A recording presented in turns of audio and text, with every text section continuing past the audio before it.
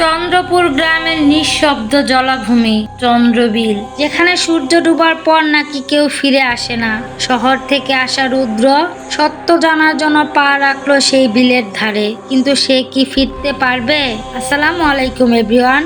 আজকের গল্পের নাম হচ্ছে চন্দ্রবিলের ডাক। আজকে চন্দ্রবিলের প্রথম পর্ব আপনাদের সাথে শেয়ার করব।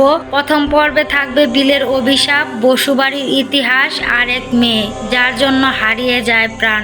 আশা করছি আপনাদের ভালো লাগবে। পূর্ববঙ্গের একটি নিভৃত গ্রাম চন্দ্রপুর। এই গ্রামের শেষ সীমানায় রয়েছে এক বিস্তৃত জলাভূমি, নাম চন্দ্রবিল। গ্রামের প্রবীণেরা বলে বিলটা অভিশপ্ত।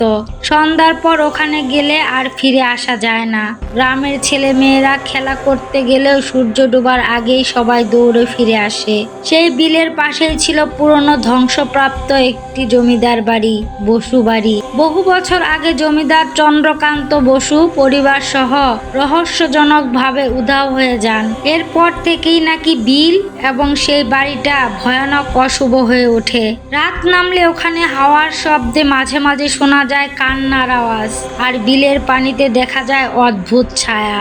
শহর থেকে সদ্য পাশ করা আসা যুবক রৌদ্র গ্রীষ্মের ছুটিতে গ্রামের বাড়িতে আসে। দাদু তাকে ছোটবেলা থেকেই বলতেন চন্দ্রবিলের গল্প, কিন্তু সে সবকিছু কুসংস্কার বলে উড়িয়ে দিত। সে স্থির করলো এবার নিজেই সব জানবে। গ্রামের যুবক বন্ধুদের জিজ্ঞেস করলে সবাই চোখ বড় করে তাকিয়ে বলল, ওখানে সন্ধ্যার পর গেলে কারো ফেরা হয় না রে ভাই, তুই শহরের ছেলে, বুঝবি না। কিন্তু রুদ্র থামলো না। সে ঠিক করলো পূর্ণিমার রাতে যখন চাঁদের আলোয় বিলটা সাদা হয়ে ওঠে, সে একবার বিলের ধারে যাবে, সত্য মিথ্যা যাচাই করেই ছাড়বে। সেই রাতেই চুপি চুপি দাদুর পুরনো টর্চ হাতে নিয়ে রৌদ্র বেরিয়ে পড়ল। গ্রামের পথ পার হয়ে সে পৌঁছালো চন্দ্রবিলের পাড়ে।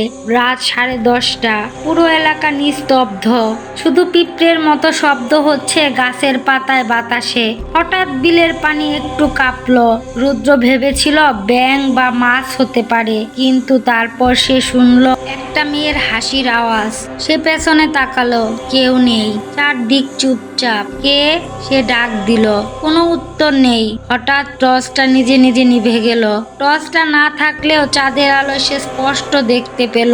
বিলের উপারে জল কাদায় মাঝখানে দাঁড়িয়ে আছে একটি সাদা শাড়ি পরা মেয়ে। লম্বা চুল, মুখ দেখা যায় না। সে হাত বাড়িয়ে বলল, আমার কাছে এসো। রুদ্র প্রথমে ভাবলো কারো প্ল্যান, কিন্তু কিভাবে কেউ কাদার ভিতরে দাঁড়িয়ে থাকতে পারে। তার পা সামনের দিকে এগিয়ে গেল, যেন কেউ টানছে। হঠাৎ সে বুঝলো সে এখন বিলের ধারে নেই। সে দাঁড়িয়ে আছে বসুবাড়ির ভিতরে। মেঝে ধসে পড়েছে, দেয়ালে ছুপ ছুপ রক্তের দাগ, আর বাতাসে একটা পচা গন্ধ। হঠাৎ এক দরজার ফাঁকে সে দেখলো ওই একই সাদা শাড়ি পরা মেয়েটি চুল আঁচড়াচ্ছে। পিছনে ফিরে বলে উঠলো, তুই আসবি বলেই তো এতদিন অপেক্ষা করেছিলাম রুদ্র। রুদ্র অবাক, সে তাকে নাম ধরে ডাকছে। সে তো কখনো তার নাম বলেনি। মেয়েটা আস্তে আস্তে ঘুরে দাঁড়ালো। মুখটা দেখা গেল, কপালে একটা গভীর কাটা, চোখে লাল রক্ত রেখা, আর ঠোঁট কাটা। হাসিটা বিকৃত। রৌদ্র দৌড় লাগালো, কিন্তু সে যেদিকেই যাক সব দরজা বন্ধ। ঘরের ভেতরে ঘড়ি বেজে উঠল, রাত 12টা বেজেছে। এবার তোর পালা। মেয়েটার কণ্ঠে শোনা গেল জিহ্বা চাটার শব্দ। চন্দ্রবিলের প্রথম পর্বটা আজকে এ পর্যন্তই। দ্বিতীয় পর্বে ভয় আরো বাড়বে, এজন্য অবশ্যই চোখ রাখতে হবে আমার পেজে।